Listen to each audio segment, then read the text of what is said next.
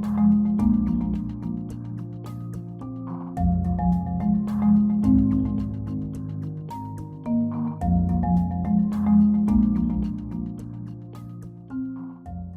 बच्चों हम डिस्कस करते हैं formation of stationary waves in a stretch string. कि एक स्ट्रिंग है उसको आप लोगों ने दोनों एंड से रिजिड सपोर्ट के साथ अटैच किया हुआ है जिस तरह डायग्राम में शो हो रहा है। और ये जो ब्लू कलर की आपको लाइन शो हो रही है ये बेसिकली उस स्ट्रिंग को शो कर रही है और हम अज्यूम कर लेते हैं कि इस स्ट्रिंग की जो लेंथ है वो स्मॉल एल से शो हो रही है। बच्चों जब इस रोप को हम इधर सेंटर से अपवर्ड डायरेक्शन में प्लग करेंगे ना, यानी इसका प्लकिंग पॉइंट अगर मिडल मैंने रखा है तो मैंने इसको प्लग कहाँ से किया, फिर L/2 से प्लग किया। तो जब हम इसको L/2 से प्लग करूँगा तो इसके अंदर से आपके पास 1 लूप बनेगी। यानी अगर आप इसको L/2 से प्लग कर रहे हैं तो कितनी लूप्स बन रही हैं, 1 लूप की फॉर्मेशन हो रही है। तो हम इसको जनरलाइज फॉर्म में बना लेते हैं। इस तरफ मैं लिख सकता हूँ प्लकिंग पॉइंट और इस तरफ लिख सकता हूँ नंबर ऑफ लूप्स। ये हमारी बुक में डायग्राम्स उसने बनाई भी हुई हैं, इसको ज़रा लिख लेते हैं। आपको असल में क्वेश्चन में ना प्लकिंग पॉइंट गिवन होता है, यानी L की फॉर्म में प्लकिंग पॉइंट गिवन होता है और आपसे नंबर ऑफ़ लूप्स पूछता है। तो L/2 अगर प्लकिंग पॉइंट होगा तो हमें नज़र आ रहा है नंबर ऑफ़ लूप्स 1 बन रही है। इसका एक आसान सा मैं आपको हल बता देता हूँ नंबर ऑफ़ लूप्स कैलकुलेट करने का ना। ज़ाहिर हम डायग्राम ड्रॉ करके तो इंटरेस्ट में नहीं कर सकते ना।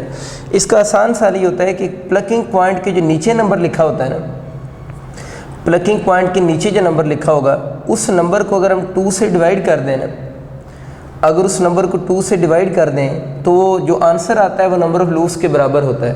तो अगर हम L/2 को, तो प्लकिंग पॉइंट हो गया ना, अब हम लोगों ने नंबर ऑफ़ लूप्स निकालनी है तो हम बाकी सारी चीज़ें भूल जाएंगे। लूप्स बताने के लिए हम प्लकिंग पॉइंट के नीचे जो नंबर लिखा हुआ है उसको हमेशा डिवाइड 2 से ही करना है। तो जो इस इक्वेशन का आंसर आएगा फिर वो नंबर ऑफ़ लूप्स होंगी, जिसने इस केस में 1 है। आगे थोड़ी और प्रैक्टिस करते हैं।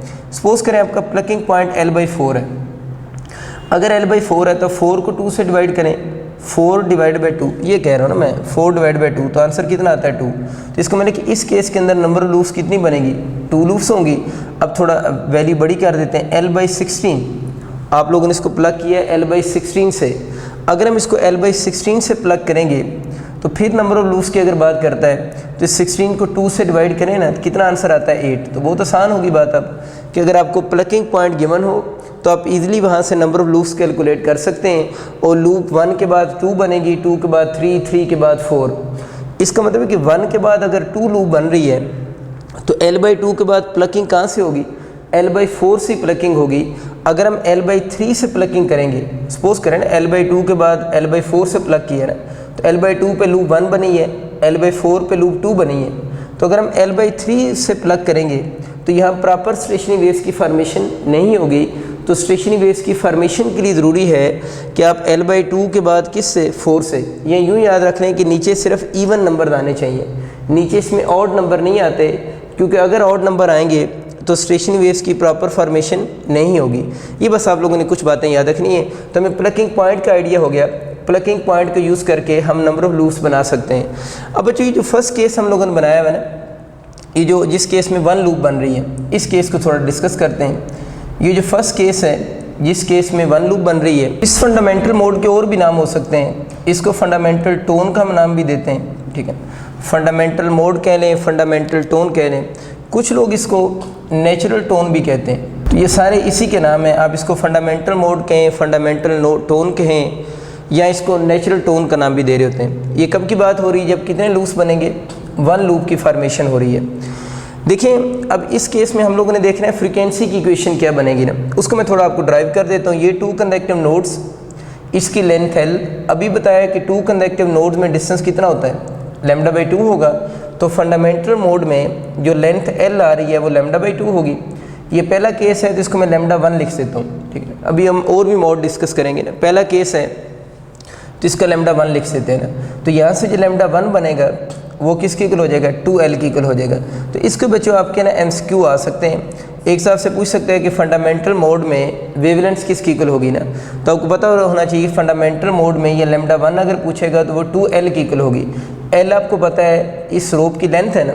तो अगर आपको क्वेश्चन में रोप की लेंथ गिवन हो तो तो आप इजीली जो है वो फर्स्ट केस में लैम्डा 1 कैलकुलेट कर सकते हैं। ये बात आपको समझ आ गई।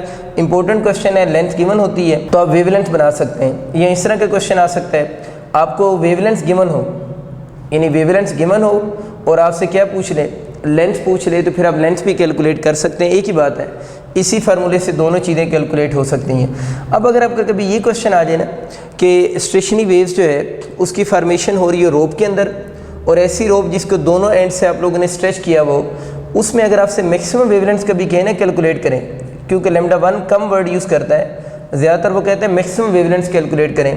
तो याद रखना ये जो लैम्डा 1 है यही मैक्सिमम वेवलेंथ है। तो अगर आपसे कहे ना एक रोप है उसके अंदर स्टेशनरी वेव्स की फॉर्मेशन हो रही है और आपका क्वेश्चन ये आ जाता है कि उस रोप की जो लेंथ है सपोज करें 2 मीटर है, एक रोप है उसके अंदर स्टेशनरी वेव्स की फॉर्मेशन हो रही है और उस रोप की लेंथ 2 मीटर है, और आपका क्वेश्चन ये आ गया है कि उसके अंदर मैक्सिमम वेवलेंथ फाइंड आउट करें।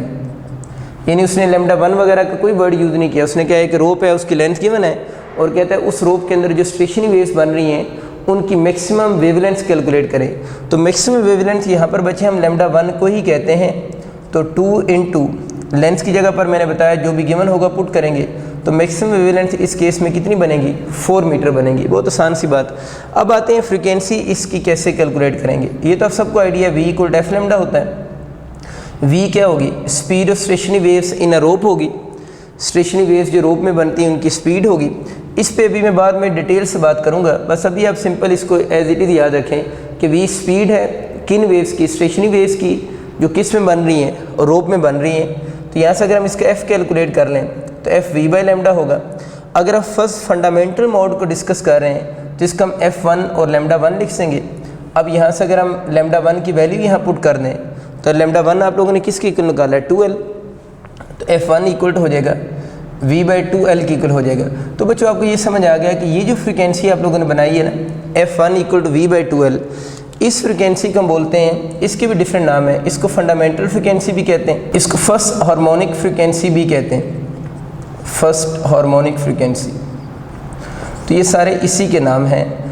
तो आपको समझ आ गया कि F1 V/2L कैसे आ गया ना। तो ये दो मैंने वैसे आपको ड्राइव कर दिए हैं, ये थोड़ा सा आपको आइडिया होना चाहिए। आगे फार्मूलाज जनरलाइज फार्मूला की मदद से लिख लेंगे, हम बार बार इन फार्मूलाज की डेरिवेशन की तरफ नहीं जाएंगे। तो यहाँ से कंक्लूजन क्या दो ड्रा हुए कि लैम्डा 1 को क्या बोलते हैं, मैक्सिमम वेवलेंथ, और जो फंडामेंटल फ्रीक्वेंसी होगी उसके कैलकुलेट करने का फंडा V/2L होगा। अब अगर आपका कभी MCQ आ जाता है कि फंडामेंटल फ्रीक्वेंसी ये फर्स्ट हार्मोनिक फ्रीक्वेंसी कैलकुलेट करें, तो उसके लिए आपको दो चीज़ें चाहिए होंगी। उस रोप के अंदर जो स्टेशनरी वेव्स प्रोड्यूस हो रही हैं उनकी स्पीड, और उस रोप की अगर आपको लेंथ बच्चों पता हो तो आप इजीली जो है वो फ्रीक्वेंसी कैलकुलेट कर सकते हैं। या वही पुरानी बात है जो मैं आपसे अक्सर कहता होता हूँ, ज़रूरी नहीं है कि आपका जो क्वेश्चन है वो फ्रीक्वेंसी का हो, वो स्पीड और लेंथ का भी हो सकता है। लेकिन ये जो क्वेश्चन हैं इनमें इस चीज़ का ख्याल रखना पड़ता है कि क्वेश्चन किस फ्रीक्वेंसी का है या किस हार्मोनिक का है, क्योंकि अभी हम आगे पढ़ेंगे ना, जब हार्मोनिक और फ्रीक्वेंसीज चेंज होंगी तो इस तरफ वाला फार्मूला भी क्या हो जाएगा, चेंज हो जाएगा। तो अगर क्वेश्चन आपका फर्स्ट हार्मोनिक या फर्स्ट फ्रीक्वेंसी का है तो आप इसमें स्पीड को भी सब्जेक्ट बना सकते हैं, V को उसी साइड पर रहने दें। तो V को अगर उसी साइड पर रखें 2F1L नहीं हो जाएगा। तो बहुत इंपॉर्टेंट MCQ इसके बनते हैं कि अगर आपको क्वेश्चन में कहता है कि स्टेशनरी वेव्स जो रोप में प्रोड्यूस हो रही हैं उनकी स्पीड बताएं, ठीक है, और आपको क्वेश्चन में क्या चीज़ गिवन हो, फंडामेंटल फ्रीक्वेंसी गिवन हो और लेंथ गिवन हो, लेंथ किसकी, रोप की, तो इस फार्मूला में वैल्यूज पुट करके आप रोप के अंदर जो स्टेशनरी वेव्स प्रोड्यूस हो रही हैं उनकी क्या बता सकते हैं, स्पीड बता सकते हैं। इस तरह बच्चे इसी फार्मूला से आप रोप की लेंथ भी तो कैलकुलेट कर सकते हैं ना। इस लेंथ को अगर मैं ऊपर ले जाऊँ तो V/2F1 हो जाएगा। तो V क्या चीज़ है, speed of stationary waves in a rope, और F1 क्या है, फंडामेंटल फ्रीक्वेंसी। तो अगर आपको ये दोनों चीज़ें कभी गिवन हो तो आप इजीली वहाँ से रोप की लेंथ को भी कैलकुलेट कर सकते हैं। तो बच्चों आपको ओवरऑल आइडिया हो गया कि इस फंडामेंटल फ्रीक्वेंसी ये फर्स्ट हार्मोनिक फ्रीक्वेंसीज अगर आपको क्वेश्चन में गिवन हो तो उसको यूज़ करके आप स्पीड और लेंथ भी बता सकते हैं। स्पीड तो स्टेशनरी वेव्स इन अ रोप की, और L जो है उस रोप की लेंथ फाइंड आउट कर सकते हैं। तो बच्चों मैंने दोबारा लिख दी है F1 V/2L हम लोगों ने प्रूव किया है, और लैम्डा 1 2L की इक्वल है ना। अब अगर हम इसकी बात करें नेक्स्ट चीज़ की, नेक्स्ट है कि अगर हम इसको बोलें कि सेकंड हार्मोनिक की बात करें, यानी सेकंड हार्मोनिक फ्रीक्वेंसी कैलकुलेट करना चाह रहे हैं, या इसके मोड को हम नाम देंगे, वो फर्स्ट फंडामेंटल मोड था ना, इसका हम सेकंड मोड ऑफ वाइब्रेशन भी बोलते हैं, ठीक है। इसको सेकंड मोड ऑफ वाइब्रेशन भी कहते हैं, या इसका एक और नेम भी होता है एमसीक्यू के अंदर, इसको फर्स्ट ओवरटोन भी कहते हैं। फर्स्ट ओवरटोन आपने नोट किया होगा, उसको मैंने नेचुरल टोन वर्ड यूज़ किया था, लेकिन जो सेकंड हार्मोनिक फ्रीक्वेंसी होगी ना, इन अदर वर्ड्स बच्चों बात हो रही है F2 की, तो जब सेकंड हार्मोनिक फ्रीक्वेंसी की बात हो रही होगी तो वो टोन कौन सा होगा? फर्स्ट ओवरटोन होगा। तो ये चीज़ याद रखनी है कि सेकंड हार्मोनिक फ्रीक्वेंसी को फर्स्ट ओवरटोन, और F1 जो है उसको हम क्या बोलते हैं? नेचुरल टोन कहते हैं। ठीक, अब हम इसका जनरलाइज फार्मूला लिख लेते हैं ताकि किसी भी मैकेनिज्म को हम डिफाइन कर सकें। जनरल फार्मूला लिखने से पहले एक और थोड़ी सी रिवीजन करवाता हूँ। F3 के फिर क्या नाम बनेंगे? F3 को बच्चे हम क्या बोलेंगे? थर्ड हार्मोनिक फ्रीक्वेंसी, या मुझे बताओ इसको ओवरटोन कौन सा लिखेंगे? Second overtone. तो आप इसको यूँ याद रख सकते हैं ना कि जो इस फ्रीक्वेंसी के नीचे लिखा होता है ना, जो उस फ्रीक्वेंसी के नीचे लिखा होता है उसमें से अगर -1 कर देना तो वो आपके पास क्या बन जाता है? ओवरटोन बन जाता है। तो अगर F3 है तो इसका मतलब वो कौन सा ओवरटोन है? सेकंड ओवरटोन है। अगर वो F4 होगा तो 4 - 1 कितना हो गया? 3, तो वो कौन सा हो जाएगा? थर्ड ओवरटोन हो जाएगा। इस तरह आप इस बात को याद भी रख सकते। अब जो बात करते हैं कि इनमें से किसी भी फ्रीक्वेंसी को हम जनरलाइज कैलकुलेट कैसे कर लेंगे, उसके लिए फार्मूला याद रख लें। Fn जो बनेगा वो इक्वल हो जाएगा NV/12। ये इसका जनरल फार्मूला है कि और Fn = NV/12। अब हम बात करते हैं इसकी जनरल इक्वेशन ऑफ वेवलेंस कैसे कैलकुलेट करेंगे। तो वेवलेंस की जनरल इक्वेशन बनती है 2L/n। फ्रीक्वेंसी की इक्वेशन NV/12 और इसकी 2L/n, और n यहाँ पर जो लिखा हुआ है इसको हम नंबर ऑफ लूप्स भी कहते हैं, और कुछ लोग इसको नंबर ऑफ सेगमेंट्स भी बोलते हैं। तो एक ही बात है, आप इसको नंबर ऑफ लूप्स कह लें या इसको नंबर ऑफ सेगमेंट्स कह लें। यहाँ से अब इसके कुछ MCQ बनाना शुरू करते हैं। एक चीज़ बच्चों आपको यहाँ से क्लियर हो चुकी है कि जो फ्रीक्वेंसी है उसका नंबर ऑफ लूप्स के साथ डायरेक्ट रिलेशन है, यानी फ्रीक्वेंसी जो है स्टेशनरी वेव्स की उसका नंबर ऑफ लूप्स के साथ डायरेक्ट रिलेशन है, और जो वेवलेंथ है उसका नंबर ऑफ लूप्स के साथ कौन सा है? इन्वर्स रिलेशन है। मीन अगर आपका MCQ आता है कि अगर आप नंबर ऑफ लूप्स को इंक्रीज़ कर रहे हैं तो नंबर ऑफ लूप्स को इंक्रीज़ करने से वो पूछेगा बताएं फ्रीक्वेंसी, वेवलेंथ और स्पीड पे क्या इफेक्ट होगा। 3 MCQ मैंने बोले, फ्रीक्वेंसी, वेवलेंथ और स्पीड। तो नंबर ऑफ लूप्स के इंक्रीज़ होने से फ्रीक्वेंसी तो इंक्रीज़ करेगी क्योंकि डायरेक्ट रिलेशन है। नंबर ऑफ लूप्स के इंक्रीज़ होने से वेवलेंस क्या करेगी? डिक्रीज़ करेगी। आप इसको फील भी कर सकते हैं ना। देखो अगर लूप ज़्यादा हो रही है, रोप की लेंथ तो उतनी ही है ना, यानी रोप की लेंथ तो वही L लेंथ है। अब अगर इसके अंदर लूप्स ज़्यादा बन रही हैं तो ये छोटी छोटी लूप्स बनेगी ना। जब जितनी स्मॉल लूप्स बनेगी उतनी फ्रीक्वेंसी क्या होगी? स्मॉल लूप का मतलब है लूप का साइज़ जब स्मॉल होगा ना, जितने नंबर ऑफ लूप्स ज़्यादा होते जाएंगे लूप का साइज़ क्या होता जाएगा? स्मॉल होता जाएगा। जब लूप का साइज़ स्मॉल होगा तो वेवलेंथ ने कम ही होना है ना, और फ्रीक्वेंसी ने फिर क्या हो जाना है? ज़्यादा हो जाना है, क्योंकि फ्रीक्वेंसी तो number of waves per unit time होता है। तो आप इसको यूँ इमेजिन भी कर सकते हैं, अगर फार्मूले से आपको बात भूल भी जाए तो अगर एक रोप की लेंथ फिक्स हो, उसके अंदर अगर लूप्स ज़्यादा कर दें तो लूप छोटे छोटे बनेंगे। जब छोटे छोटे लूप्स बनेंगे तो उनकी वेवलेंथ उतनी कम होती जाएगी, लेकिन एक इस पर्टिकुलर लेंथ के अंदर नंबर ऑफ वेव्स बढ़ने से फ्रीक्वेंसी क्या हो रही होगी? इंक्रीज़ हो रही होगी ना। तो ये दो चीज़ें हमें समझ आ गई कि नंबर ऑफ लूप्स इंक्रीज़ हो रही हैं तो फ्रीक्वेंसी इंक्रीज़ और wavelength will decrease, and vice versa. अगर नंबर ऑफ लूप्स डिक्रीज़ होने के क्वेश्चन आ जाए तो वो भी आप कर सकते हैं। ज़रा स्पीड को देखते हैं। V = F लैम्डा होता है ना, F के साथ n लगा दें, लैम्डा के साथ n। अभी क्या बात हुई है? लूप्स के बढ़ाने से जितनी फ्रीक्वेंसी इंक्रीज़ करेगी, क्योंकि इधर भी पावर 1 है, 1 पावर है ना हर तरफ, तो जितनी फ्रीक्वेंसी इंक्रीज़ करेगी उतनी वेवलेंथ विल डिक्रीज़। यानी अगर हम नंबर ऑफ लूप्स को इंक्रीज़ कर रहे हैं तो जितनी फ्रीक्वेंसी में इंक्रीमेंट आ रहा है उतनी वेवलेंथ आपकी डिक्रीज़ भी कर रही है। इसका मतलब ये हुआ कि स्पीड पे क्या इफेक्ट होगा? तो स्पीड क्या रहेगी? कांस्टेंट रहेगी।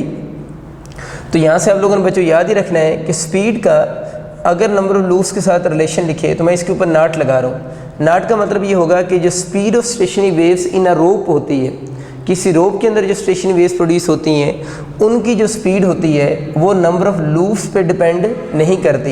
ये नाट का मतलब होता है नॉट डिपेंड। तो आप लोगों को बात समझ आ गई।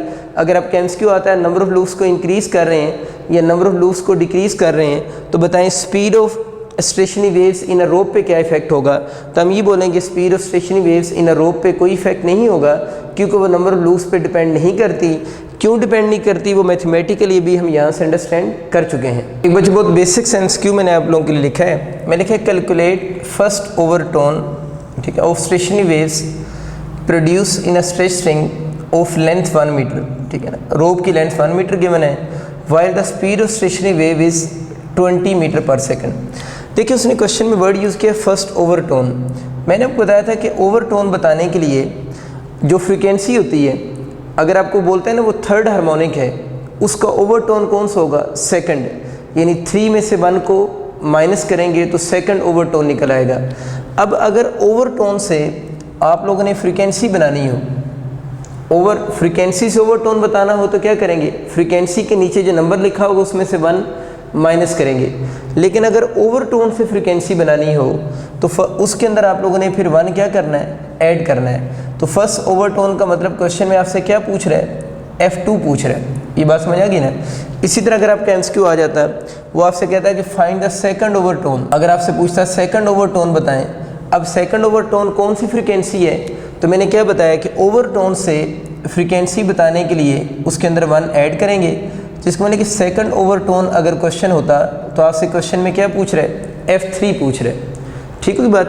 तो ओवरटोन के अंदर अगर हम 1 ऐड कर दें तो आपकी पर्टिकुलर क्या बन जाती है, फ्रीक्वेंसी बन जाती है। अब मुझे जल्दी से बताओ ना, अगर आपसे कहता है 6 ओवरटोन, कौन सा 6 ओवरटोन फाइंड आउट करें, अगर सवाल आ जाता तो 6 ओवरटोन का मतलब क्या होना था, उसके अंदर 1 ऐड करना था तो फ्रीक्वेंसी बननी थी। तो 6 ओवरटोन का मतलब F7 आपसे पूछ रहा है। ये छोटी सी बात आप लोगों ने याद रखनी है। इस क्वेश्चन में आपसे पूछ रहा है कैलकुलेट फर्स्ट ओवरटोन, तो आप लोगों ने 1 ऐड किया, अब आपको 1 + 1 2 हो गया, तो आपको समझ आ गया कि आपसे क्या पूछ रहा है, सेकंड फ्रीक्वेंसी, यानी F2 पूछ रहा है, जिसे आप सेकंड हार्मोनिक भी बोलते हैं। तो F2 यहाँ से बना लो, इसमें n की जगह 2 पुट कर दो, n को 2 पुट किया, इधर भी n को 2 पुट किया, 2v/2l हो गया, l से कैंसिल हो जाएगा। v क्वेश्चन में आपको कितना गिवन है, 20 गिवन है, और लेंथ ऑफ जो रोप गिवन है वो बच्चों 1 मीटर गिवन है। तो F2 यहाँ से जो कैलकुलेट आप करेंगे वो आपका कितने हर्ट्ज़ बन जाएगी, 20 हर्ट्ज़ बन जाएगी। तो इसका जो करेक्ट ऑप्शन होगा वो अल्फ़ा ऑप्शन करेक्ट होगा। इसी तरह बच्चों अगर आपके वेवलेंथ्स के क्वेश्चन आ जाएँ तो वो भी हम इन फार्मूला से यूज़ करके कैलकुलेट कर सकते हैं। इसमें सिर्फ आपको लेंथ और नंबर ऑफ किसका पता होना चाहिए, लूप्स या सेगमेंट का आइडिया होगा, तो हम उसमें वेवलेंथ को भी इजीली कैलकुलेट कर सकते हैं। इसके कुछ और एमसीक्यू भी देखते हैं। ये बच्चे देखिए इस एमसीक्यू को, इसमें कह रहे हैं in normal mode of vibration of string tied at both ends, एक स्ट्रिंग है उसको दोनों एंड से उसने टाई बांधा हुआ है, द डिफरेंस इन फ्रीक्वेंसीज, ये बात सुनने वाली, the difference in frequencies of fifth harmonic. लेकिन फिफ्थ हार्मोनिक का मतलब क्या होता है, F5 की बात कर रहे हैं, तो difference in harmonic mean fifth harmonic, difference बोल रहा है तो माइनस लगा देंगे। The difference in frequencies of fifth harmonic mean F5 and second overtone. अब इसमें गड़बड़ है, एंड क्या बोल रहा है, सेकंड ओवरटोन। मैंने आपको क्या बताया कि ओवरटोन से फ्रीक्वेंसी बनाने के लिए आप लोगों ने उस ओवरटोन के नंबर में 1 क्या करना है, ऐड करना है। तो सेकंड ओवरटोन है, इसके अंदर 1 ऐड करें तो 2 + 1 कितना हो जाएगा, 3। इसका मतलब ये कि जो सेकंड ओवरटोन है ये F2 नहीं है, बल्कि इसके अंदर क्या छुपा हुआ है, F3 छुपा हुआ है। ये बात आपको क्लियर होगी ना। तो सेकंड ओवरटोन F2 नहीं है बल्कि F3 है, क्योंकि 1 ऐड करना है। तो क्या कह रहे हैं, F5 यानी फिफ्थ हार्मोनिक और सेकंड ओवरटोन का जो डिफरेंस है इस 54 हर्ट्ज़, इन दोनों का डिफरेंस 54 हर्ट्ज़ गिवन है आपको, ठीक है। कैलकुलेट द फंडामेंटल फ्रीक्वेंसी, और आपसे पूछ रहे F1 बताना है, यानी इस क्वेश्चन में आप लोगों ने वैल्यू F1 की बतानी है। देखिए ये फार्मूला आपका ऐसे लिखा हुआ है, Fn = NV/2L। इसी फार्मूले को अगर मैं थोड़ा और सॉल्व करूं तो मैं इसको यूँ लिख सकता हूँ ना, Fn = NF1, ठीक है। Fn को मैं लिख सकता हूँ NF1। वो मैंने कैसे लिख ली है, क्योंकि हम लोगों ने पढ़ा है थोड़ी देर पहले कि F1 किसकी इक्वल है, V/2L है ना, यानी ये जो V/2L है ये किसकी इक्वल होता है, F1। इसको वहाँ पुट कर दें तो Fn = क्या हो जाएगा, NF1 की इक्वल हो जाएगा। तो ये भी इस फार्मूले की जनरलाइज फॉर्म है, और ये भी इसकी जो फॉर्म बनती है वो भी जनरलाइज फॉर्म ही होती है, ठीक है। तो अगर हम इस फार्मूले के अकॉर्डिंग अब देख लें, Fn = NF1 है, तब अगर मैं यहाँ पर 5 पुट करूँ, ये 5 आ रहा है ना, तो F5 किसकी इक्वल हो जाएगा, 5F1। तो इस फार्मूला में मैंने ये किया है कि इस n की जगह पर ये 5 पुट किया, तो F5 की जगह पर क्या होगा, 5F1 माइनस अब इसकी जगह 3 पुट करें, F3 किसकी इक्वल हो जाएगा 3F1 इज़ इक्वल टू 54। बहुत आसान हो गया। 5F1 में से 3F1 को माइनस करें तो 2F1 इक्वल टू 54। F1 आप लोगों ने कैलकुलेट करना था तो 54/2 हो जाएगा। 54 को 2 से डिवाइड करेंगे तो आपका आंसर 27 हर्ट्ज़ हो जाएगा। तो इस केस के अंदर जो फंडामेंटल फ्रिक्वेंसी आपके बच्चों बन रही है वो कितनी है 27 हर्ट्ज़ है। अभी आप लोगों ने जो फार्मूला ये वाला बनाया है ना, इस फार्मूले से हमें ये चीज़ क्लियर हो रही है कि ये जो n की वैल्यू है ये बेसिकली नंबर ऑफ़ लूप्स है ना, number of loops 1 2 3 and so on होंगी। इस फार्मूले में जो आपकी फ्रिक्वेंसी आ रही है वो इंटीग्रल मल्टीपल है फंडामेंटल फ्रिक्वेंसी का, यानी फ्रिक्वेंसी जो है वो इंटीग्रल मल्टीपल है फंडामेंटल फ्रिक्वेंसी का। तो हम कह सकते हैं कि जो स्टेशनरी वेव्स होंगी उनकी जो फ्रिक्वेंसी होगी वो क्वांटाइज्ड होती है। इस बात को अपने पास लिख लें। मैंने लिखा है frequency of stationary wave is quantized. Quantize का मतलब ये है कि ये किसी नंबर का इंटीग्रल क्या आ रही है मल्टीपल आ रही है।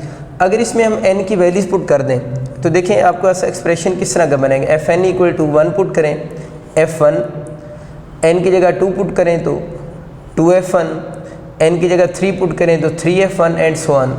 इस तरह की जो सीरीज़ होती है मैथ में हम उस सीरीज़ को हार्मोनिक सीरीज़ का नाम भी देते हैं, हार्मोनिक सीरीज़। तो अगर आपका कभी MCQ आ जाए ना कि stationery waves in a rope form which series, कि स्टेशनरी वेव्स एक रोप के अंदर कौन सी सीरीज़ बनाती हैं, तो हम कहते हैं स्टेशनरी वेव्स इन अ रोप जो होती है वो कौन सीरीज़ बनाएंगे, हार्मोनिक सीरीज़ बनाएंगे। और ये जो F1 F2 F3 लिखा हुआ है F1 2F1 3F1 ये किसी इंटीग्रल मल्टीपल ऑफ नंबर की वजह से हम इसे क्वांटाइज भी बोलते हैं और इसी सीरीज़ को हम कौन सी सीरीज़ कहते हैं, हार्मोनिक सीरीज़ भी कहते हैं। अब जो इस फार्मूला के देख लें कि किस तरह के MCQ आ सकते हैं ना।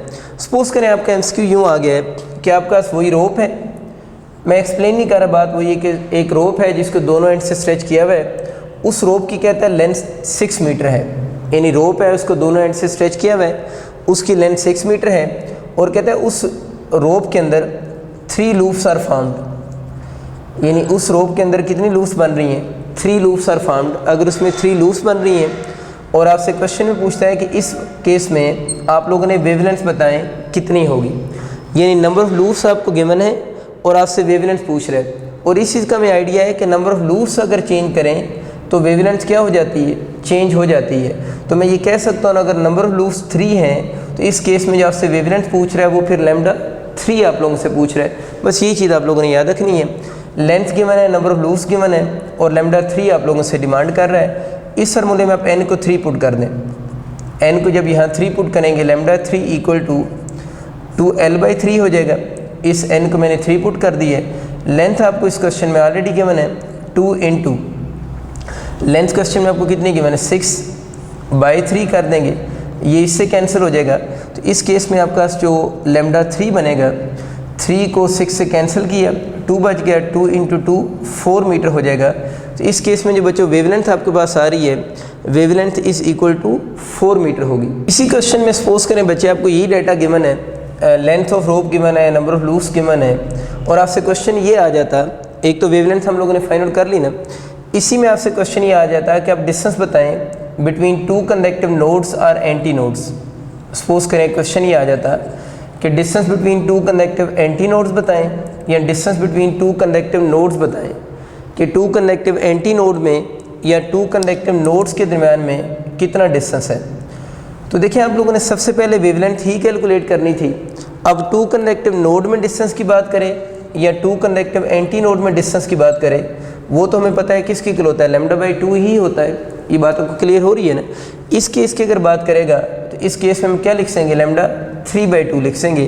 तो λ3 की वैल्यू कितनी आ रही है 4/2, तो आंसर कितने मीटर हो जाएगा 2 मीटर हो जाएगा। तो आपसे अगर क्वेश्चन में पूछता है ना कि इस केस में 2 कंडक्टिव एंटी नोड में या 2 कंडक्टिव नोड में डिस्टेंस बताएं कितना होगा, तो λ/2 होगा ना, क्योंकि हमें ऑलरेडी पता है एंटी नोड कंडक्टिव हो या नोड्स 2 कंडक्टिव हों उनमें डिस्टेंस λ/2 होता है। 3 क्यों लिखा है, इस केस की बात हो रही है।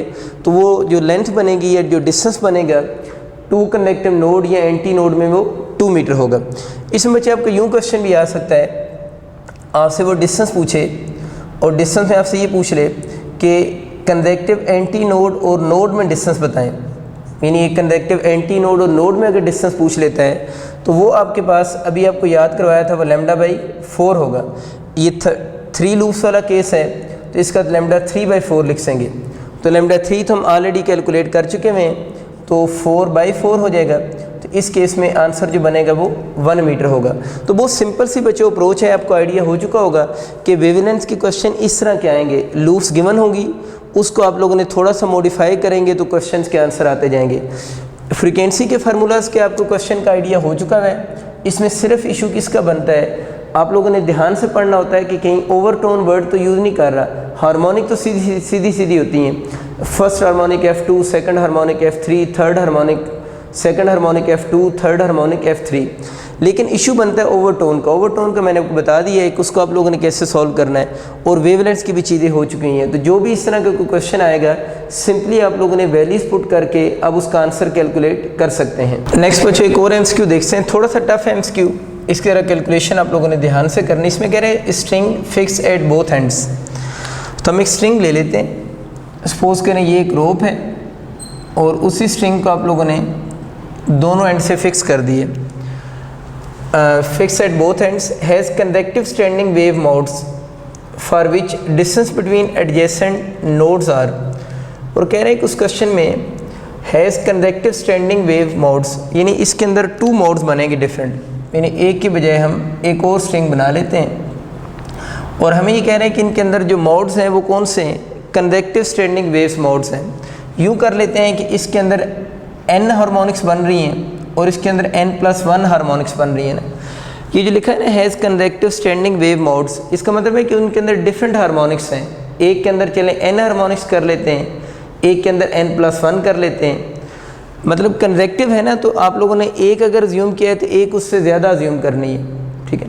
तो ये आप लोगों ने 2 कन्वेक्टिव हार्मोनिक्स अज्यूम कर लिए और इनके दरम्यान में डिस्टेंस बिटवीन नोड्स गिवन है। आपको पता है नोड्स के दरम्यान में डिस्टेंस कितना होता है, λ/2। इसके और इसके नोड्स के दरम्यान में आपको डिस्टेंस गिवन है। एक जो n हार्मोनिक्स है ना, उसके नोड्स के दरम्यान में डिस्टेंस 18 सेंटीमीटर है। तो जो n+1 हार्मोनिक्स हैं उनमें डिस्टेंस कितना है, 16 सेंटीमीटर है।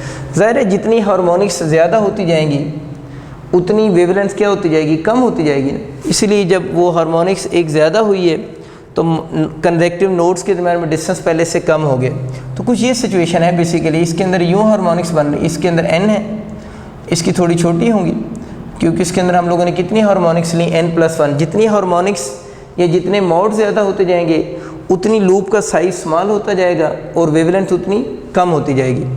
अब क्वेश्चन उसका ये है कि आप लोगों ने क्या फाइंड आउट करने हैं, आप लोगों ने फाइंड आउट करने what is the mode of vibrations, यानी या what are the modes of vibrations.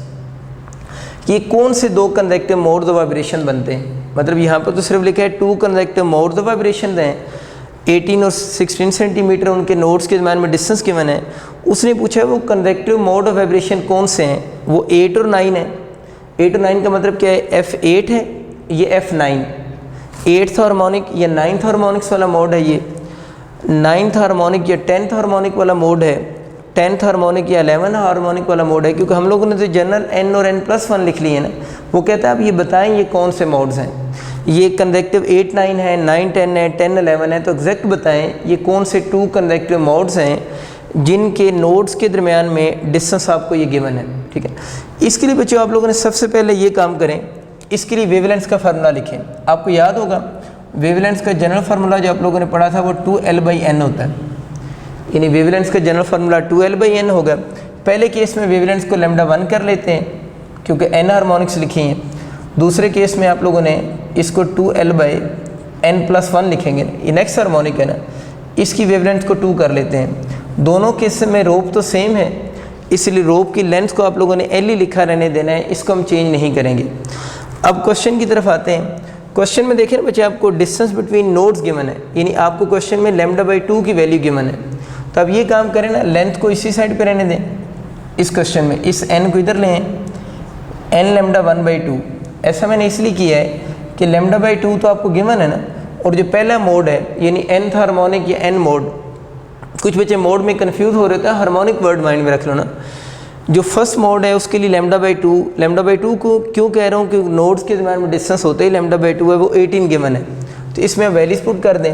तो पहले केस में आपका जो L बनेगा इसकी जगह 18 हो गया, साथ में ये N हो गया, तो लेंथ जो होगी वो 18N की इक्वल होगी।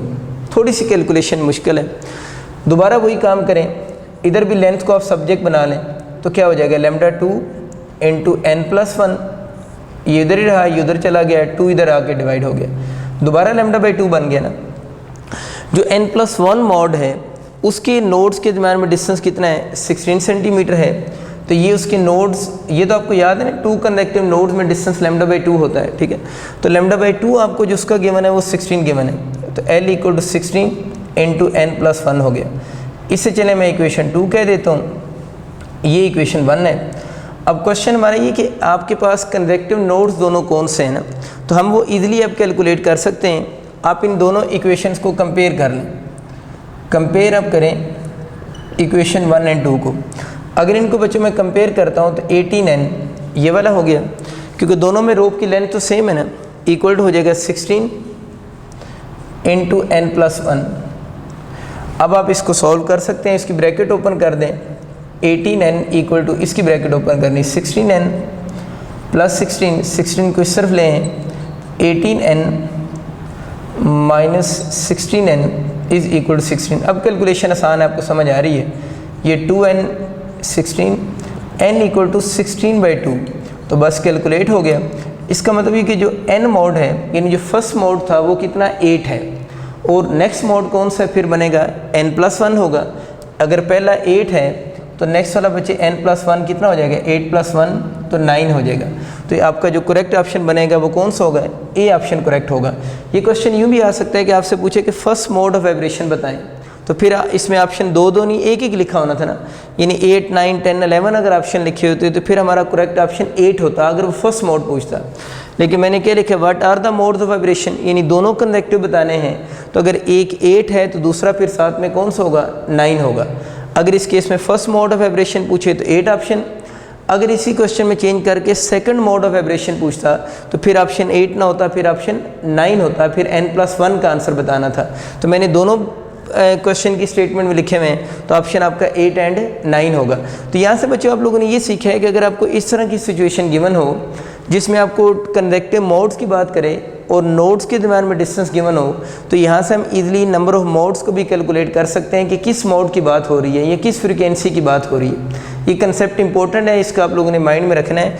इस तरह के क्वेश्चन बहुत कम आते हैं, लेकिन अगर क्वेश्चन सॉल्व करने के लिए आ जाए और आपको पहले इसका एक्सपोजर ना हो तो फिर ये क्वेश्चन पेपर में डायरेक्ट सॉल्व नहीं होते। इसका एक और MCQ भी बन सकता है, वो मैंने लिखा है, what is the minimum possible length of string, यानी इस केस में minimum possible length of string कितनी होगी, वो तो अब इजीली कैलकुलेट हो सकती है। इसी फार्मूला से कैलकुलेट कर लो ना, L is equal to 18 into N। आप लोगों के पास कितने मोड्स आए हैं, 9 आ गए ना, यानी sorry number of modes n की जगह पर हम क्या लिखेंगे, 8 लिखेंगे, n आपको 8 की मन है। अब 18 को अगर हम 8 से मल्टीप्लाई करेंगे तो आपका आंसर आ जाएगा 144। अब मीटर होंगे या सेंटीमीटर होंगे वो इधर से पता चलेगा, इनकी यूनिट सेंटीमीटर है तो इसकी यूनिट भी सेंटीमीटर ही बनेगी। तो minimum possible length of string जो बनेगी वो आप लोगों के पास जो बनेगी उसका ऑप्शन आप करेक्ट करके लिख लें, 144 सेंटीमीटर। अगर ये है तो इसका बीटा ऑप्शन बनेगा कि उसकी जो लेंथ होगी वो 144 सेंटीमीटर होगी। इस MCQ को बच्चे देखें, a stretch string of length 2 metre, एक रोप है जिसकी लेंथ 2 मीटर है, वाइब्रेट्स इन 4 सेगमेंट्स। सेगमेंट्स बताया था नंबर ऑफ लूप्स ही होती हैं, 4 उसमें लूप्स बन रही हैं। The distance between 2 convective anti nodes, हमें पता है 2 कन्वेक्टिव एंटी नोड में डिस्टेंस λ/2 होता है, वो आप लोगों से पूछ रहा है। बहुत आसान क्वेश्चन, रोप के लिए हमें फार्मूला पता है, लैम्डा किसकी इक्वल होता है, 2L/N होता है ना। अब हमसे क्वेश्चन में क्या पूछा हुआ है, distance between 2 convective anti nodes, तो आप इस 2 को इस तरफ ले आएँ, क्योंकि डिस्टेंस बिटवीन 2 कन्वेक्टिव नोड्स पूछे या 2 कन्वेक्टिव एंटी नोड पूछे वो λ/2 ही होता है। तो आप लोगों ने इस 2 को इस तरफ ले आना है, तो λ/2 इज़ इक्वल टू L/N हो जाएगा। L यहाँ पर क्या है, उस रोप की लेंथ है जो कि बच्चे 2 मीटर आपको गिवन है, और N जो है वो नंबर ऑफ सेगमेंट्स होते हैं। इस क्वेश्चन में सेगमेंट्स कितने गिवन है, 4, तो इसको अगर हम सॉल्व करेंगे तो 1/2, तो इसका मतलब ये हो कि आपके पास λ/2 जो होगा वो 1/2 मीटर हो जाएगा। और λ/2 क्या चीज़ होती है, λ/2 जो होता है वो distance between two conductive nodes भी होता है और टू कंडक्टिव एंटी नोड्स भी होता है। तो मैं लिखे distance between two conductive nodes and anti nodes, तो 1/2 मीटर होगा। इसको अगर हम सॉल्व करें तो 0.5 मीटर होगा। तो क्वेश्चन नोड्स का आ जाए या एंटी नोड्स कंडक्टिव का आ जाए तो इसका आंसर जो होगा इस क्वेश्चन में 0.5 मीटर ही होगा। इसी सवाल में बच्चे अगर आपसे ये क्वेश्चन आ जाता है ना कि आप इसकी वेवलेंस फाइंड आउट करें, यानी आपसे ये पूछ लेता है कि इस केस में लैम्डा किसके इक्वल होगा, यानी wavelength will be equal to, तो वेवलेंथ तो लैम्डा बनेगी, तो लैम्डा/2 1/2 मीटर की इक्वल है ना, तो ये 2 से कैंसिल हो जाता। इसी क्वेश्चन में अगर आपसे वेवलेंस पूछता तो वो कितने मीटर होती, 1 मीटर होती। उसने तो distance between two conductive antinode पूछा हुआ है ना, उसका answer 0.5 metre. Distance between two conductive nodes पूछे, उसका आंसर भी 0.5 मीटर। इसी क्वेश्चन में इस तरह का कोई और भी क्वेश्चन आ जाए, मेथड तो यही है, वेवलेंस पूछ ले तो फिर आंसर इस क्वेश्चन के देखा जाए तो अगर कितने मीटर बनेगा, 1 मीटर। या अगर इसी क्वेश्चन में आपसे पूछ रहे distance between conductive node and anti node, अब कहते हैं कंडक्टिव नोड और एंटी नोड में जो डिस्टेंस बनता है वो लैम्डा/4 होता है, यानी कंडक्टिव नोड और एंटी नोड में अगर पूछ लेता तो वो लैम्डा/4 होना था। आप लोगों का लैम्डा/2 आप लोगों ने कैलकुलेट किया है, तो लैम्डा/2 आप लोगों का जो बना है वो कितना आ रहा है, 1/2 मीटर है ना। इसी को अगर मैं लैम्डा/4 बनाना चाहूँ तो यूँ कर लें, इधर भी डिनोमिनेटर में 2 से मल्टीप्लाई किया तो इधर भी डिनोमिनेटर में 2 से मल्टीप्लाई कर दें तो 1/4 हो गया। सिंपल समझा रहा हूँ कैलकुलेशन से, इसको लैम्डा/4 बनाना है ना, डिनोमिनेटर में 2 से मल्टीप्लाई किया तो इधर भी करना पड़ेगा। तो distance between conductive node and anti node और एंटी नोड और नोड जो होगा वो लैम्डा/4 होता है, तो इस क्वेश्चन के अकॉर्डिंग वो 1/4 बनेगा। 1/4 का मतलब वो कितना होगा, 0.25 मीटर होगा। तो बच्चों बस ये क्वेश्चन में ध्यान से पढ़ लेना है कि वो नोड्स के दरम्यान में डिस्टेंस पूछ रहा है, कंडक्टिव एंटी नोड में पूछ रहा है, वो वेवलेंस की बात कर रहा है, या node and conductive anti node की बात कर रहा है। वैसे कैलकुलेशन इसकी बहुत आसान है और सबका बेसिक फार्मूला यही होगा, कोई भी आप लोगों से अगर चीज़ पूछ लेता है तो। एक बहुत ही बच्चों आसान MCQ मैंने और लिखा है, the frequency of first harmonic of string stretch between 2 points is 100 hertz. Mean आपको क्वेश्चन में F1 गिवन है, first harmonic mean F1 given है। The frequency of third overtone, ये मसला हो गया ना, थर्ड ओवरटोन। ओवरटोन के लिए मैंने आपको क्या रूल बताया था कि आप लोगों ने उसके अंदर ओवरटोन से फ्रीक्वेंसी बताने के लिए, अगर ओवरटोन n है ना, उससे फ्रीक्वेंसी बनाने के लिए आप लोगों ने +1 क्या करना है, ऐड करना होता है, यानी ओवरटोन से फ्रीक्वेंसी बनाने के लिए 1 ऐड करना है। तो अगर थर्ड ओवरटोन है तो फ्रीक्वेंसी क्या बनेगी, F4 होगी। ओवरटोन से फ्रीक्वेंसी बनाने के लिए आप लोगों ने उस ओवरटोन के अंदर 1 ऐड करना होता है। तो थर्ड ओवरटोन मीन क्वेश्चन किसका, F4 का है। तो इसमें गलती ये होती है, बच्चे जल्दी से थर्ड हार्मोनिक समझ लेते हैं ना, थर्ड हार्मोनिक तो F3 होती है, वो क्वेश्चन में F3 नहीं पूछ रहा, वो क्वेश्चन में आप लोगों से थर्ड ओवरटोन पूछ रहा है। और ओवरटोन से फ्रीक्वेंसी बनाने के लिए जो भी ओवरटोन का नंबर है, n नंबर ऑफ ओवरटोन, उसके अंदर 1 ऐड करके आपकी फ्रीक्वेंसी कैलकुलेट हो जाएगी, या आपकी हार्मोनिक आ जाएगी। तो third overtone mean fourth harmonic, ठीक है। अब इस क्वेश्चन को आप बहुत इजी वे से सॉल्व कर सकते हैं। Fn इक्वल टू मैंने आपको पढ़ाया था NF1, हमारा कौन सी फोर्थ हार्मोनिक है। अगर फोर्थ हार्मोनिक है तो आप n को बच्चों 4 पुट करो, your F4 is equal to 4F1 हो जाएगा। F1 आपको ऑलरेडी क्वेश्चन में गिवन है, F1 अगर आपको क्वेश्चन में गिवन है तो उसकी वैल्यू कितनी, 100 को 4 से मल्टीप्लाई करोगे तो आंसर आप लोगों का 400 हर्ट्ज़ हो जाएगा। तो इस केस में जो F4 बनेगी वो इक्वल टू होगी 400 हर्ट्ज़ के। इस तरह बच्चों अगर समटाइम आपको ओवरटोन की वैल्यू गिवन हो, यानी आपको F4 की वैल्यू गिवन हो, तो समटाइम वो आप लोगों से फंडामेंटल फ्रीक्वेंसी भी पूछ सकता है। तो बस आप लोगों ने इतना ख्याल रखना है कि ओवरटोन से फ्रीक्वेंसी कैसे बनानी है, और हमेशा ज़रूरी नहीं ओवरटोन ही गिवन हो, हार्मोनिक भी गिवन हो सकती हैं। तो ये क्वेश्चन ज़रूरी नहीं कि आपके हमेशा ओवरटोन यानी या हार्मोनिक को फाइंड आउट करने का आए, आपकी फंडामेंटल फ्रीक्वेंसी फाइंड आउट करने का भी क्वेश्चन आ सकता है। अगर आपको वो पर्टिकुलर ओवरटोन या हार्मोनिक गिवन हो तो आप यहाँ से इसी फार्मूला से फंडामेंटल फ्रीक्वेंसी भी कैलकुलेट कर सकते हैं। एन जो है आपको पता है यहाँ पर नंबर ऑफ लूप्स या नंबर ऑफ सेगमेंट्स को हम कहते हैं। अब अच्छा हम बात करते हैं कि स्पीड ऑफ स्टेशनरी वेव्स की जो प्रोड्यूस हो रही है इन अ स्ट्रेच स्ट्रिंग।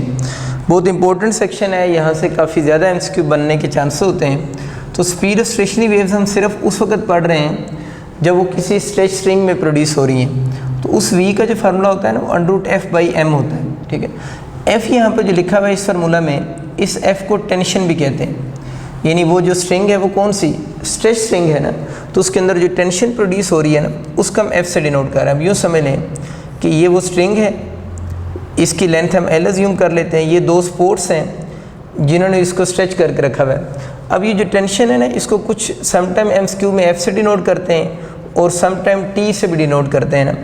अब इस रोप में जो टेंशन होगी वो डिपेंड किस चीज़ पे करेगी ना, तो आप लोगों ने याद रखना है इस रोप में जो टेंशन होगी वो डिपेंड करेगी इन ये जो आपके पास दोनों स्पोर्ट्स हैं ना, इनकी पोजीशन पे, यानी depend on position of sports. तो मतलब कहने की ये है कि जब आप इन स्पोर्ट्स को ज़रा खुद सोचो ना फिज़िकली, अगर आप इन स्पोर्ट्स को करीब लेकर आते हो, इन स्पोर्ट्स अगर थोड़ी करीब हो जाएं तो मुझे क्या ख्याल आप लोगों का टेंशन पहले से क्या हो जाएगी, कम नहीं हो जाएगी। और अगर आप इन स्पोर्ट्स को थोड़ा दूर करना शुरू कर दें तो इस रोप में टेंशन क्या हो जाएगी, ज़्यादा हो जाएगी। इसका मतलब ये कि ये जो टेंशन यहाँ पर लिखी हुई, इसको एफ लिखें या टी लिखें, ये डिपेंड करती है ऑन पोजीशन ऑफ स्पोर्ट्स। जब स्पोर्ट्स एक दूसरे के क्लोज आएंगी तो टेंशन क्लोज आएंगी तो टेंशन डिक्रीज़ करेगी, क्योंकि उसमें इस टेंशन कम हो रही है ना वो रोप जो है। अगर इस स्पोर्ट्स को हम दूर लेकर जाएंगे तो ये जो रोप होगी इसमें टेंशन ने क्या कर जाना है, इंक्रीज़ कर जाना है। तो टेंशन का तल्लक हमें समझ आ गया इन स्पोर्ट्स के क्लोज होने या दूर होने के साथ है। इस फार्मूले में जो एम लिखी हुई है ना, एम बेसिकली मास नहीं है, इस एम को हम बोलते हैं linear mass density. Linear mass density से कहते हैं, कुछ बुक्स में इसकी सिंबल म्यू भी लिखी होती है, यानी यही वाला जो फार्मूला है कुछ बुक्स में इसको टी बाई म्यू की फॉर्म में भी लिखा होता है, ठीक है। तो कुछ बुक्स में इसको ज़्यादातर एफ बाई एम भी लिखा होता है। तो लीनियर मास डेंसिटी को समटाइम म्यू भी लिखा होता है। ये असल में होती क्या चीज़ है, मास पर यूनिट लेंथ को कहते हैं। एम क्या चीज़ है, इस रोप की मास, और एल क्या चीज़ है, इस रोप की लेंथ है। तो ये तो डिपेंड करता है ना पेपर में एमसीक्यू आया कैसे है, वो म्यू लिखा हो या एम लिखा हो, आपसे इस एम की यूनिट पूछे या आपसे इस म्यू की यूनिट पूछे, ये अंडरस्टूड सी बात है कि वो मास पर यूनिट लेंथ को ही शो कर रही होगी और इसकी यूनिट जो बनेगी वो किलोग्राम पर मीटर होगी। क्योंकि जब एमसीक्यू आता है ना, यूँ आता है कि speed of stationary waves in a stretch string is given by this, ये फार्मूला लिखा होता है और आपसे पूछता है बताएं इस फार्मूले में एम की यूनिट क्या होगी। तो बच्चे अक्सर जल्दी में एम की यूनिट किलोग्राम लिख देते हैं। तो यहाँ पर जो एम लिखा है असल में वो लीनियर मास डेंसिटी है, वो मास पर यूनिट लेंथ है। एम किसकी मास है, उस रोप की मास, एल उसी रोप की लेंथ है। इसकी यूनिट जो बनेगी वो किलोग्राम पर मीटर इसकी यूनिट बनेगी। ये बात आप लोगों ने याद रखनी है। या अगर टी बाई म्यू की फॉर्म में लिखा होगा तो फिर भी आपको पता होना चाहिए कि म्यू किसकी इक्वल है, आपका एम बाई एल की इक्वल है और इसकी यूनिट भी किलोग्राम पर मीटर के इक्वल ही होगी। अब बच्चों इसी फार्मूला में अगर इस एम की मैं म्यू की वैल्यू पुट कर दूँ, ठीक है ना, तो फार्मूला क्या बनेगा, टी ओवर म्यू या एम की वैल्यू पुट करूँ तो एम बाई एल होगा। इस एम को अगर एल को ऊपर ले जाऊँ तो T cross L by M बन जाएगा, ठीक है। अब ये तरह आप लोगों ने चीज़ ध्यान से देखनी है कि अगर कभी पेपर में एम फार्मूला ये वाला फार्मूला या इसकी बजाय अगर क्वेश्चन के साथ यूँ फार्मूला लिखा हुआ आ जाए, वो आपसे पूछे कि speed of stationary wave in a stretch string is this, T cross L by M हो, यानी अगर ऊपर फार्मूले में एल शो हो रहा हो और नीचे एम लिखा हुआ आ जाए तो फिर आप लोगों ने इस एम की यूनिट उससे जो बतानी है वो केजी ही बतानी है, इसकी यूनिट किलोग्राम पर मीटर नहीं बतानी है। तो याद रखना है कि अगर ऊपर एल शो हो रहा हो तो फिर इसकी यूनिट किलोग्राम बतानी है, लेकिन अगर ऊपर एल क्या चीज़ लेंथ ऑफ रोप ना शो हो रही हो तो फिर आप लोगों ने इसकी यूनिट जो बतानी है वो आप लोगों ने यही इसी फार्मूले के अकॉर्डिंग किलोग्राम पर मीटर ही बताएंगे। तो ये बच्चों डिपेंड करता है कि आपका यूनिवर्सिटी में एमसीक्यू आया कैसे है। मैंने पॉसिबल फॉर्मेट उसके आपके सामने लिख दिए हैं। अब कुछ एमसीक्यू की तरफ चलते हैं। एक तो सीधा सीधा क्वेश्चन आ सकता है ना, आपको रोप में टेंशन गिवन हो और आपको लीनियर मास डेंसिटी की वैल्यू गिवन हो, तो आप उसमें किसकी वैल्यू बता सकते हैं, स्पीड बता सकते हैं। या अगर इस क्वेश्चन के अकॉर्डिंग आपको टी, एल और एम गिवन हो, एम रोप की मास, रोप की लेंथ और टेंशन गिवन हो, तो फिर भी आप जो है वो speed of stationary waves in a rope calculate कर सकते हैं। मीन न्यूमेरिकल प्रॉब्लम इसके आएंगे तो आप खुद से वैल्यूज इसकी भी दो अज्यूम कर लेना, वी कैलकुलेट कर लेना, इस फार्मूले के अकॉर्डिंग भी 3 वैल्यूज अज्यूम करना और वहाँ से आप वी कैलकुलेट कर सकते। अब ज़्यादातर इसके जो क्वेश्चन आते हैं वो स्पीड के टेंशन के साथ डायरेक्ट के आते हैं, डायरेक्ट के एमसीक्यूज करवाता हूँ। देखिए मैं कभी टेंशन को एफ लिखता हूँ, कभी टी लिखता हूँ, मैं इसीलिए दोनों सिंबल यूज़ कर रहा हूँ क्योंकि दोनों सिंबल यूनिवर्सिटी में फ्रिक्वेंटली यूज़ होती हैं। तो आपके एमसीक्यू यूँ आ सकते हैं कि अगर हम रोप में टेंशन को 4 टाइम इंक्रीज़ कर दें by keeping other parameter constant, ज़ाहिर है जब ये वाली सिंबल लगाते हैं तो बाकी फार्मूले की सारी चीज़ें कांस्टेंट ही अज्यूम की जाती हैं। तो टेंशन को 4 टाइम इंक्रीज़ कर देने से स्पीड ऑफ स्टेशनरी वेव पे क्या इफेक्ट होगा, तो टेंशन को 4 टाइम इंक्रीज़ करने से स्पीड ऑफ स्टेशनरी वेव्स पहले से क्या हो जाएगी, डबल हो जाएगी। और आपको याद होगा मैंने प्रीवियस लेक्चर में भी ये बताया था कि जो स्पीड ऑफ स्टेशनरी वेव्स होती है ये not depend on number of loops, not depend on number of loops. मैंने बहुत डिटेल से इस पर बात की थी। अभी भी आप लोगों ने याद रखना है कि इसको अगर हम सेंटर से प्लग करें 1 लूप बनेगी, तो आगे से जो क्लोज प्लग करते जाएंगे तो नंबर ऑफ लूप्स क्या होती जाएंगी, ज़्यादा होती जाएंगी, लेकिन स्पीड ऑफ स्टेशनरी वेव्स पे कोई इफेक्ट नहीं होगा। वहाँ पर मैंने आपको इसका फार्मूला भी शो करके दिया था। अगर कभी मैथमेटिकली लिखा हुआ आ जाए तो ये वाला ऑप्शन आप चूज़ करेंगे, v is directly proportional to n not. Not का मतलब क्या होगा कि स्पीड ऑफ स्टेशनरी वेव्स जो है वो नंबर ऑफ लूप्स पे डिपेंड नहीं करती। और अभी हमें यहाँ से नज़र आ रहा है कि वो टेंशन पे और लीनियर मास डेंसिटी पे डिपेंड कर रही है। टेंशन के साथ उसका डायरेक्ट रिलेशन है और लीनियर मास डेंसिटी के साथ हमें नज़र आ रहा है कि कौन सा है, इन्वर्स रिलेशन है। देखिए बच्चे, इसमें जो m फार्मूले में लिखा हुआ है ये किसकी मास है, उस रोप की मास है। हम इस बात को थोड़ा सा आगे सॉल्व करते हैं। देखिए रोप जो होती है ना, रोप जस्ट लाइक ए रॉड की तरह होती है ना। अगर हम रोप की बात करें तो रोप तो जस्ट लाइक ए रॉड की तरह होगी, ठीक है। अगर आप उसको माइक्रोस्कोपिकली जाकर रोप को देखें तो एक रॉड ही बनेगी। उसका ये वाला एरिया ऑफ क्रॉस सेक्शन भी होगा, ठीक है ना, एरिया ऑफ क्रॉस सेक्शन भी होगा और इस रोप की लेंथ भी होगी। अगर मैं डेंसिटी का फॉर्मूला लिखूं तो डेंसिटी का formula mass per unit volume होता है। m की वैल्यू यहाँ से निकाल लूँ तो रो इंटू वॉल्यूम हो जाएगा। मैं असल में चाह रहा हूँ कि इन्हीं फार्मूला में, इस फार्मूले में m की वैल्यू पुट करके थोड़ा सॉल्व करते हैं। तो m किसकी हो जाएगा, रो इंटू वॉल्यूम हो जाएगा। अब ये जो बच्चे वॉल्यूम लिखा हुआ है, इस वॉल्यूम की जगह पर हम क्या लिख सकते हैं, अगर इस सिलेंडर का वॉल्यूम निकालना चाहें, सिलेंडर ही मैं इसको बोल सकता हूँ रोप को, तो कैसे निकालेंगे, a को l से मल्टीप्लाई कर देंगे, यानी इसके एरिया ऑफ क्रॉस सेक्शन को इसकी लेंथ से मल्टीप्लाई करेंगे तो हमारे पास उस रोप का वॉल्यूम निकल आएगा।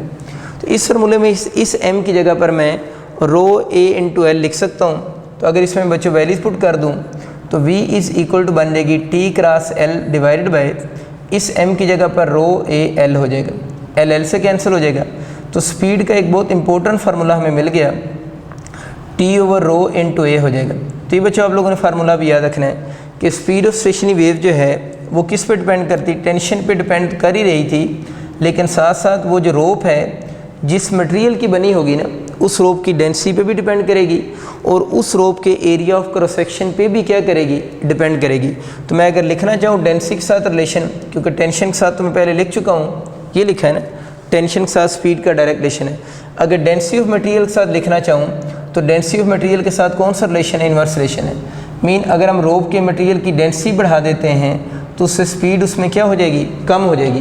कहने का मकसद ये है, आपको ये तो पता है ना कि अगर हम कॉमन मटेरियल्स की बात करें तो हमें पता है कि अगर हम कंपेयर करते हैं दो डिफरेंट मटेरियल्स को, लेट से मैं आयरन को एंड एल्युमिनियम को कंपेयर करता हूँ, तो हमें पता है कि जो डेंसिटी ऑफ एल्युमिनियम है वो लेस होती है डेंसिटी ऑफ किस चीज़ से, आयरन से।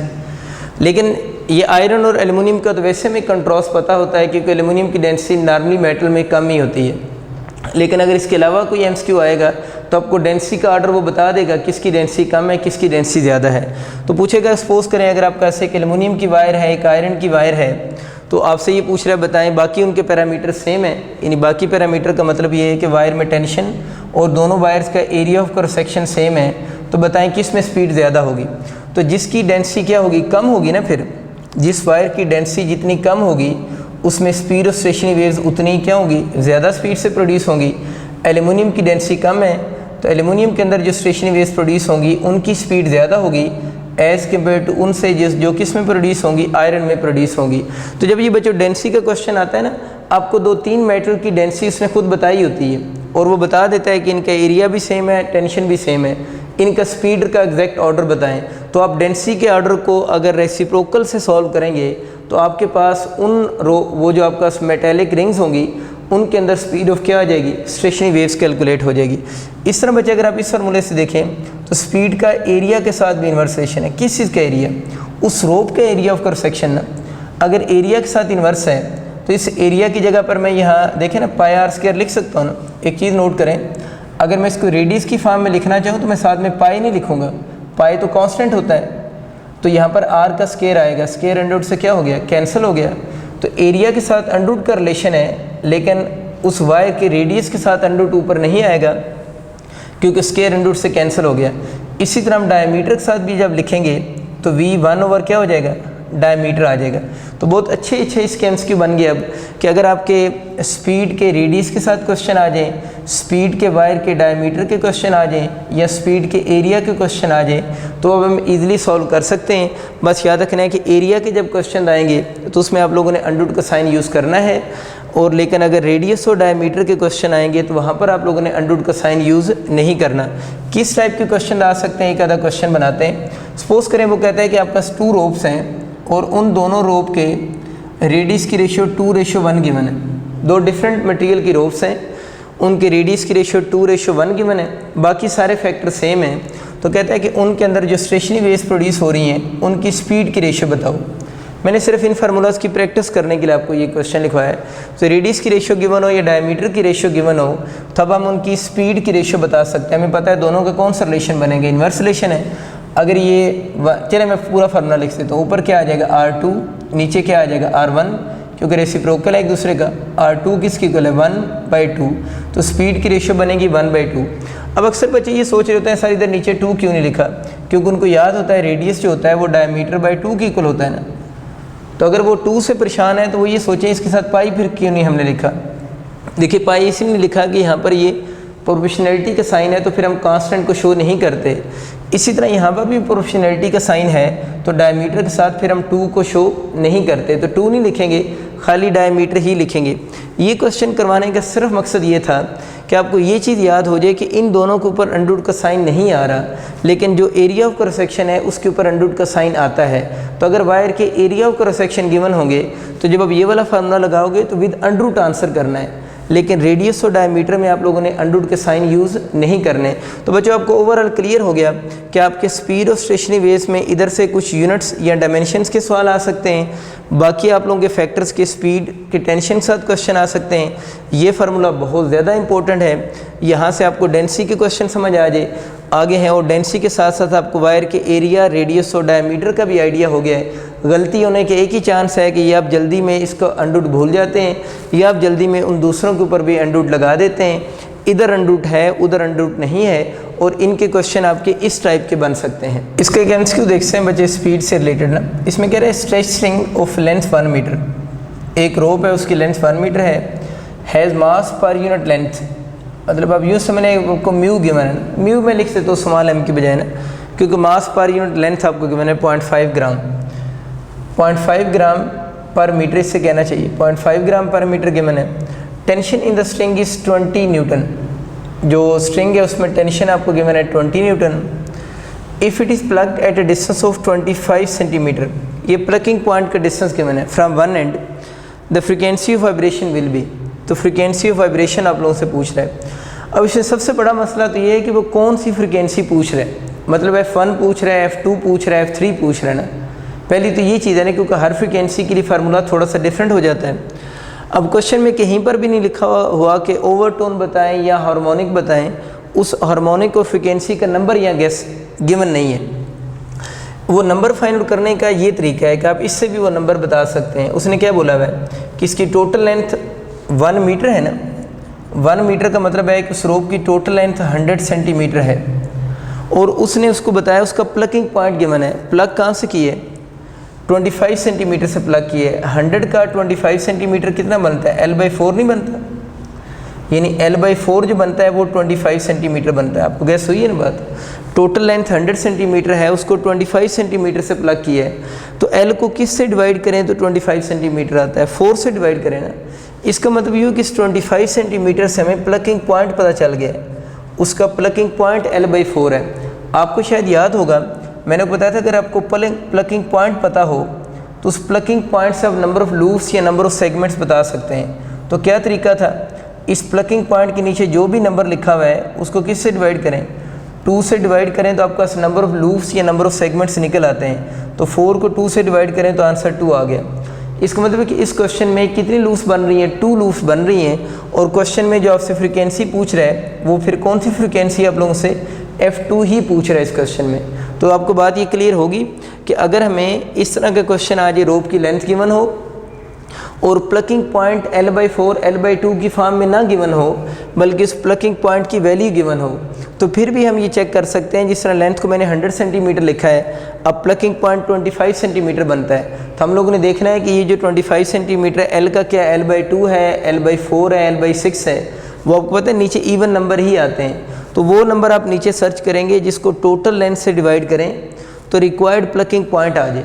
जब प्लकिंग पॉइंट आपके पास आ गया उसके बाद तो नंबर ऑफ़ लूप्स निकालना आसान है कि जो नीचे नंबर लिखा होता है, ये मैं पहले पढ़ा चुका हूँ वैसे आपको, उसको 2 से डिवाइड करें तो नंबर ऑफ़ लूप्स निकल आएंगी, और नंबर ऑफ़ लूप्स अगर 2 है तो इसमें से वो आपसे जो पूछ रहा है frequency of vibration will be, तो ये आप लोगों से F2 पूछ रहा है। F2 मीन फर्स्ट ओवरटोन आप लोगों से पूछ रहा है। अब हम इसकी कैलकुलेशन ईजिली कर सकते हैं। ये बहुत इंपॉर्टेंट अप्रोच है कि आप इस गिवन लेंथ को यूज़ करके भी उसमें फाइंड आउट कर सकते हैं कि वो कौन सी हार्मोनिक आप लोगों से क्वेश्चन में डिमांड कर रहा है। देखिए अभी भी हम लोगों ने फार्मूला पढ़ा था कि Fn = NF1 होता है, ठीक है ना। Fn = NF1 की वैल्यू क्या होती है, V/2L होती है।